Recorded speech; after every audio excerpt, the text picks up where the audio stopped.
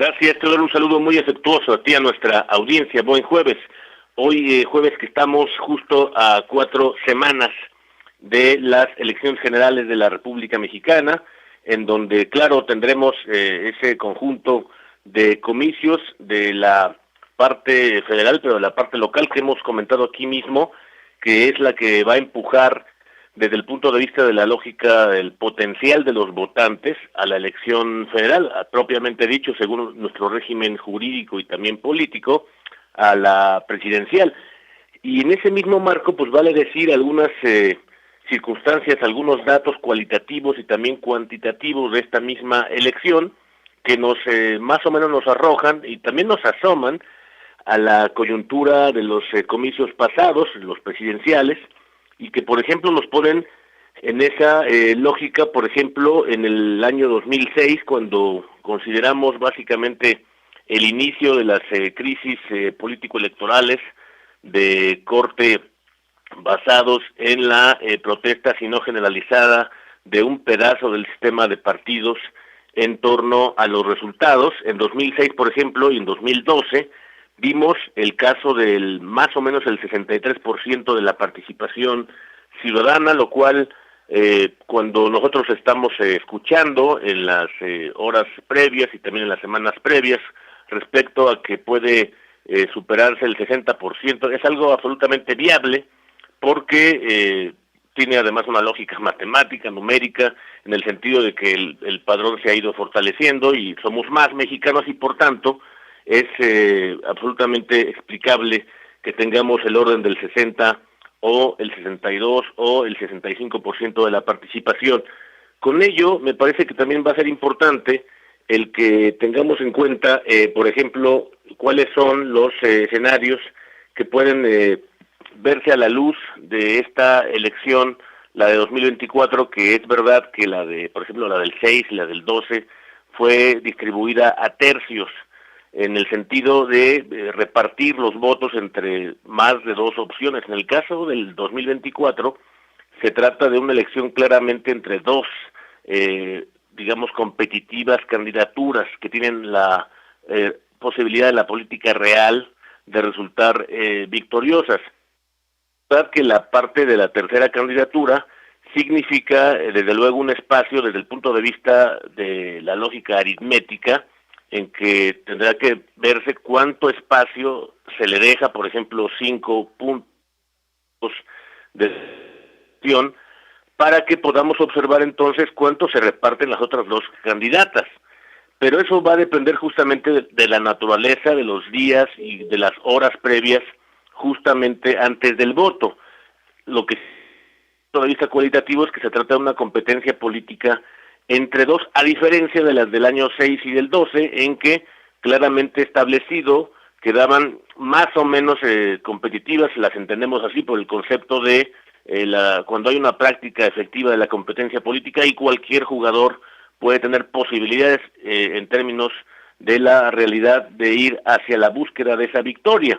Dicho eso, me parece que también es un reto gigantesco, que es un pedazo de la sociedad que no hemos podido resolver en los años previos y ahora tenemos esa conflictiva aquí con nosotros ahora mismo, la conflictiva de los jóvenes, que es un reto gigantesco, el que implica cómo hacer ese convencimiento para acercarlos a la urna. Y me parece que, por ejemplo, los indicadores que hemos comentado aquí mismo, en este espacio, sobre los debates, significan una muy buena oportunidad para ese contraste, en el que ellos puedan asomarse a las realidades previas que no les tocó desde luego vivir,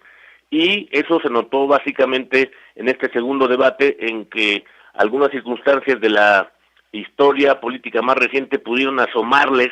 a su realidad y constituir lo que para algunos pueda llamarse voto estratégico, o sea, el voto útil, que pueda significar desde luego el voto de los jóvenes. Creo que también por allí podemos ir viendo cuál puede ser el potencial, si nosotros, por ejemplo, observamos para el 2024 que hay más o menos casi 38 millones de jóvenes en la elección próxima, de los cuales 26 millones están entre el segmento, el pedazo de 18 a 29 años de edad,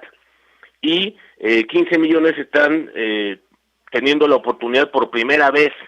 Si fuese el caso, es un pedazo muy grande. Hay que considerar que algunos analistas piensan ya que ese sería más o menos el techo que buscaría el partido dominante, con lo cual ese pedazo de los jóvenes que votarán por primera vez será crucial, no solo fundamental. Así que el voto proyectado, por ejemplo, si nosotros pensamos que el pedazo de entre 18 y 29 años de edad significan solamente ellos el 20% de la lista nominal, y también podemos poner que ese puede romper eso que llaman la barrera del voto leal, esos switchers que llama González Molina en su muy buen texto, los switchers 2, que pueden romper justamente ese potencial de ir por una candidatura o por otra, y romper por tanto también la polarización con la victoria para uno u otro lado. Creo eso puede afianzar la idea de que ese pedazo de la sociedad justamente es el que está a nuestra esquina, esperándonos para ver si logramos ese convencimiento. Y hay también la idea muy evidente, si tomamos por ejemplo la de 2018, la elección presidencial,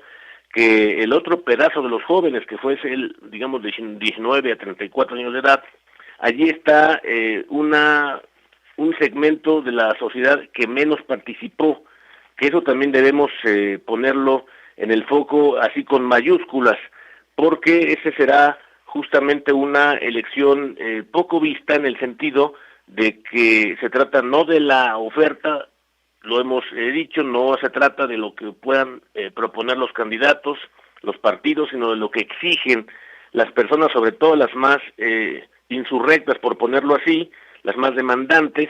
que son este segmento joven. Y creo que allí está una de las claves de respuesta, o podría ser una de ellas,